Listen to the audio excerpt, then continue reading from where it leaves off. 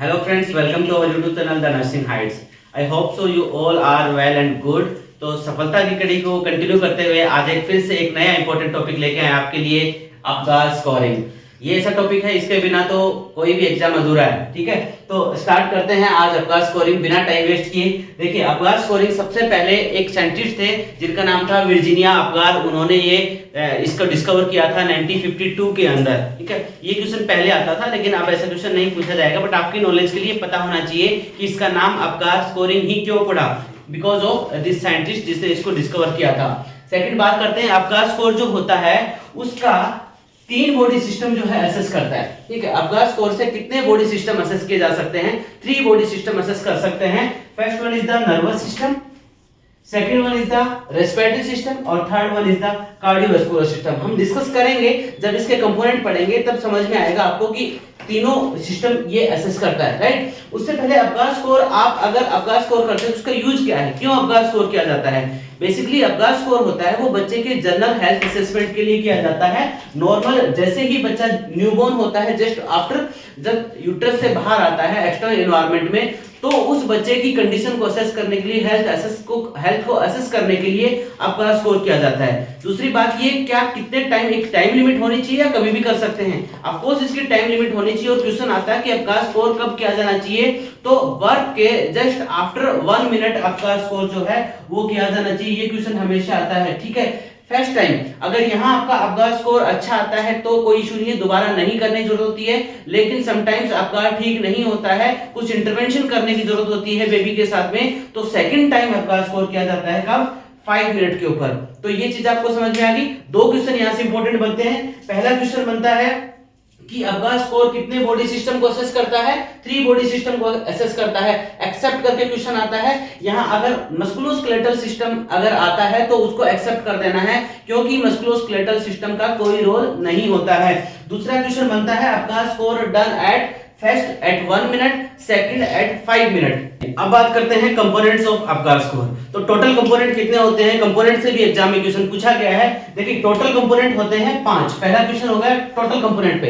अब total components कौन कौन से होते हैं उसको हमने याद करने के लिए हम अपगार से ही याद करेंगे। ठीक है, तो सबसे पहले बात करें, ए स्टैंड फॉर अपीयरेंस। अपीयरेंस का मतलब होता है skin colour. Right, skin colour कैसा है, या बच्चा पिंक है या फिर बच्चा साइनोसिस है, उसको देख के हमें आपको स्किन कलर से अपीयरेंस का पता करना है। ठीक है, दूसरा है पी स्टैंड फॉर पल्स, मतलब आप हार्ट रेट की बात कर रहे हैं कि हार्ट रेट कितनी है बच्चे की, ब्रेडिकार्डिया में है या फिर नॉर्मल है या टेकिकार्डिया में, वो सब हमें पता करना है। तीसरा है ग्रेमिस। ग्रेमिस का मतलब होता है जो न्यूनेटल रिफ्लेक्सेस होते हैं, जैसे रूटिंग होता है, सर्चिंग रिफ्लेक्स जैसे बात करते हैं, अलग अलग रिफ्लेक्सेस होते हैं, वो रिफ्लेक्स बच्चे में आए कि नहीं आए, उस रिफ्लेक्स को चेक किया जाता है यहाँ पे। चौथा होता है एक्टिविटी, मतलब बच्चे की एक्टिविटी कैसी है, एक्सटेंशन फ्लेक्शन कर रहा है नहीं कर रहा है, मतलब मसल टोन चेक कर सकते हैं यहाँ से आप। एंड फिफ्थ है रेस्पिरेटरी एफर्ट। सबसे इंपॉर्टेंट आपको यहाँ पे ध्यान देना है, मैंने रेस्पिरेटरी एफर्ट लिखा है, ना कि मैंने रेस्पिरेटरी रेट लिखा है। कंपोनेंट में कभी भी रेस्पिरेटरी रेट नहीं आता है बच्चों,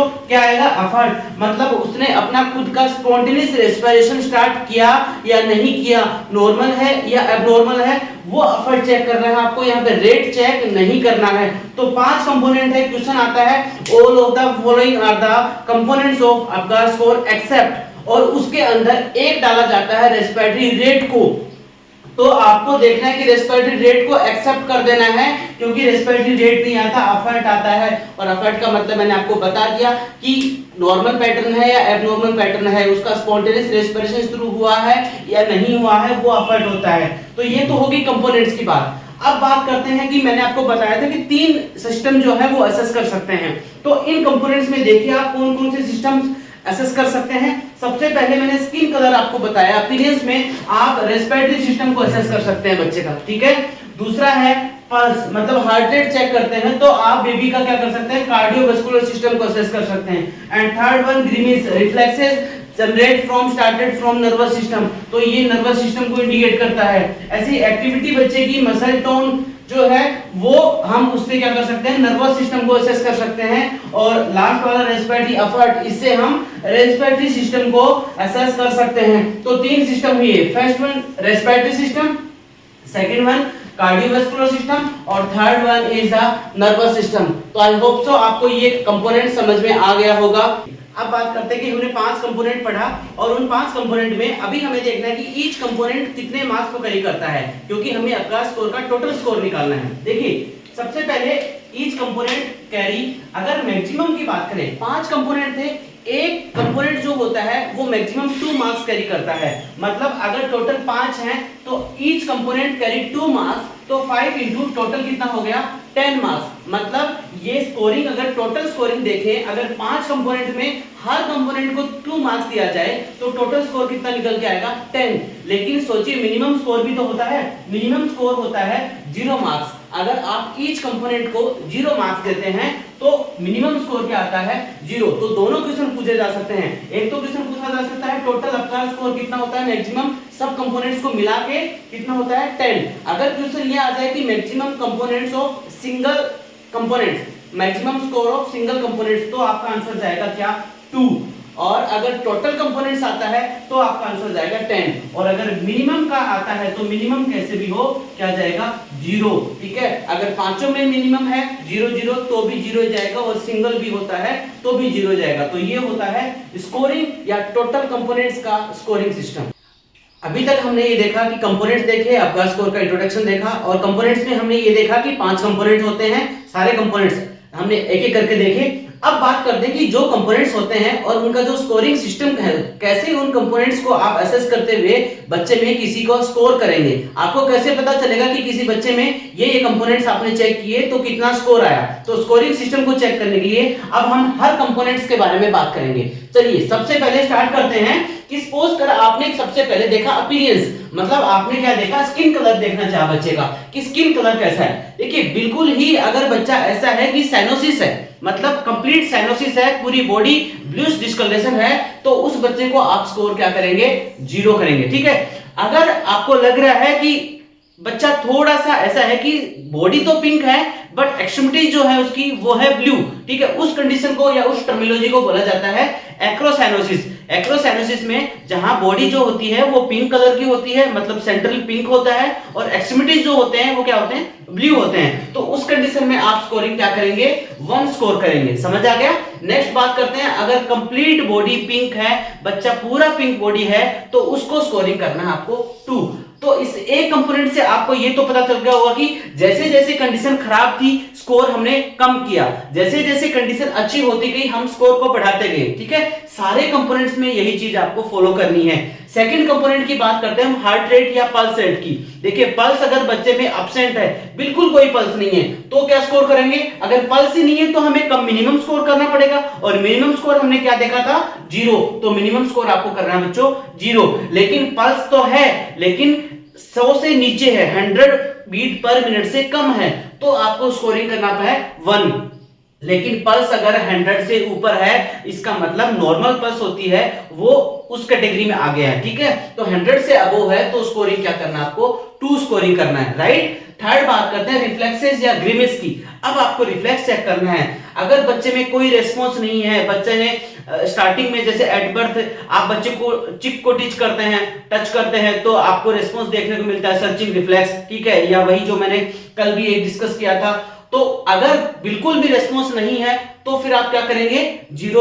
अगर माइल्ड रेस्पॉन्स है स्टिमुलाई, ठीक है, आपने एक स्टिमुलाई दिया और आपने देखा कि हाँ सर्चिंग रिफ्लेक्स आ रहा है, तो इसका मतलब वहां पे कम रिफ्लेक्स है, तो उस कंडीशन में आपको करना है बच्चों 1 स्कोर। और बच्चा अपने आप से अच्छे से रिफ्लेक्स ले रहा है, ठीक है, मतलब गुड रेस्पॉन्स है किसी भी स्टिमुलाई के अगेंस्ट में, तो उस कंडीशन में आपको स्कोरिंग करना है 2। एंड बात करते हैं नेक्स्ट एक्टिविटी की। इट मींस आपको मसल टोन चेक करनी है बच्चे की। मसल टोन्स में अगर कोई एक्टिविटी नहीं है, आपने हाथ उठाया तुरंत हाथ नीचे डाल दिया, पैर उठाया पैर नीचे डाल दिया, मतलब उसको बोला जाता है फ्लैसिड मसल्स। कोई एक्टिविटी मसल्स में नहीं है, कोई टोन मसल्स की नहीं है, उस कंडीशन में स्कोर करना है आपको 0। लेकिन माइल्ड फ्लेक्शन है, फ्लेक्शन तो कर रहा है एक्सट्रीमिटीज का, एक्सटेंशन फ्लेक्शन कर रहा है, लेकिन बहुत ही माइल्ड है, कम है, उस कंडीशन में आपको स्कोर करना है 1। और अगर अच्छा फ्लेक्शन है, गुड फ्लेक्शन है, तो उस कंडीशन में आपको स्कोर कितना करना है 2 स्कोर करना है। ठीक है, नेक्स्ट बात करते हैं हम लास्ट रेस्पिरेटरी एफर्ट का। रेस्पिरेटरी एफर्ट में बिल्कुल ही रेस्पिरेटरी एफर्ट नहीं है, इट मींस बिल्कुल नील है या एफर्ट एब्सेंट है तो स्कोर करेंगे 0। अगर स्लो और इरेगुलर क्राई, समटाइम्स बच्चा क्या होता है बहुत ही धीरे धीरे क्राई करता है, ठीक है, या रुक रुक के क्राई करता है, या आफ्टर जस्ट इमीडिएटली क्राई नहीं करता है, तो उस कंडीशन में स्कोर क्या करेंगे, आपको 1 स्कोर करेंगे। लेकिन जैसे ही बच्चे ने बर्थ किया, तुरंत जोर से चिल्लाया, विग्रसली क्राई किया, लस्टली क्राई किया, ये सारे वर्ड क्वेश्चन में आते हैं, मतलब उसका रेस्पिरेशन का एफर्ट जो है वो कैसा है, बहुत ही अच्छा है, तो उस कंडीशन में आप स्कोर करेंगे 2। तो ये था आपका स्कोरिंग सिस्टम ऑफ कंपोनेंट्स। तो इतना समझ आ गया होगा आपको। तो आपने कंपोनेंट्स का स्कोरिंग सिस्टम देख लिया, लेकिन जब आपने उसका रिजल्ट क्या होगा वो हमें अभी देखना बाकी है कि जितना कंपोनेंट्स का हमने स्कोरिंग किया उसका क्या रिजल्ट आया। ठीक है, और उस रिजल्ट के बिहाफ पे आपको बच्चे के साथ क्या ऐसा इंटरवेंशन करने की जरूरत है, कौन कौन सा आपको नर्सिंग इंटरवेंशन करना है। तो बात करते हैं रिजल्ट ऑफ आपका स्कोर। देखिए रिजल्ट में अगर आपका स्कोर हमने देखा था मिनिमम 0 है, तो 0 से तो नीचे क्या ही आएगा, राइट, और मैक्सिमम 10 है, ना तो 10 से ऊपर जाएगा ना 0 से नीचे आएगा, तो 0 to 10 के बीच में आपका जो रिजल्ट है वो रहने वाला है। सपोज दैट आपने स्कोर किया था और उस कंपोनेंट्स में जब आपने आपका स्कोर किया, उस कंपोनेंट्स में आपका रिजल्ट आता है 8 to 10 के बिटवीन, 8 से 10 के बीच में रिजल्ट आता है, तो उसका मतलब होता है कि बच्चे की कंडीशन कैसी है, बिल्कुल अच्छी कंडीशन है, मतलब वो बेबी कैसा है, बिल्कुल हेल्दी बेबी है। तो हेल्दी बेबी में क्या आपको कुछ करने का जरूरत है, नहीं, कुछ भी करने की जरूरत नहीं है, बट जो रूटीन केयर होता है सिर्फ वो आपको करना है, ओनली रूटीन केयर करना है and shifted to the baby mother side बच्चे को आपको शिफ्ट कर देना है, फिर बाद में रूटीन केयर फॉलो करना है। ठीक है, तो ये 8 to 10 की कंडीशन में है, लेकिन आपका स्कोर इससे कम आया, इसका मतलब सेकंड कंडीशन है कि आपका स्कोर कितना आया, 4 to 7 आया। अगर 4 to 7 स्कोर आता है इसका मतलब वो बच्चा ठीक नहीं है, लेकिन बुरी कंडीशन भी नहीं है तो अच्छी भी नहीं है, बिल्कुल मिड की कंडीशन है। उस कंडीशन को बोला जाता है कि बेबी हैविंग मॉडरेट डिस्ट्रेस। यहाँ पे बच्चे को मॉडरेट डिस्ट्रेस प्रेजेंट है और उस कंडीशन में आपको कुछ इंटरवेंशन करने की जरूरत है। तो हाँ, आपको उस कंडीशन में बच्चे को देखना है, एयरवे क्लियर करना है, मतलब सक्शनिंग करना है बच्चे को, O2 थेरेपी दे सकते हैं आप बच्चे को, और उस बच्चे को आप एनआईसीयू ऑब्जर्वेशन में 24 आवर्स के लिए आप रख सकते हैं, जिससे बच्चा हेल्दी कंडीशन में चला जाए। अगर आपने ये इंटरवेंशन नहीं दिया और आपके सामने स्कोरिंग 4 to 7 है, तो अगर नहीं देंगे तो बच्चा चला जाएगा सीवियर डिस्ट्रेस के अंदर। इट मींस आपका अगर स्कोरिंग आता है 0 to 3, अगर 0 to 3 आपका स्कोर का रिजल्ट आता है तो उसका मतलब होता है सीवियर डिस्ट्रेस। बच्चा यहाँ पे सीवियर डिस्ट्रेस में है, बहुत ही सीवियर कंडीशन में है, मतलब फिटल कंडीशन हो सकती है बच्चे के लिए। तो उस कंडीशन में आपको इमीडिएटली इमरजेंसी ट्रीटमेंट और केयर करनी पड़ेगी, और इमरजेंसी ट्रीटमेंट और केयर उस टाइम के लिए आप क्या करेंगे, that is neonatal resuscitation. It means आपको तुरंत सीपीआर स्टार्ट कर देना बच्चे का।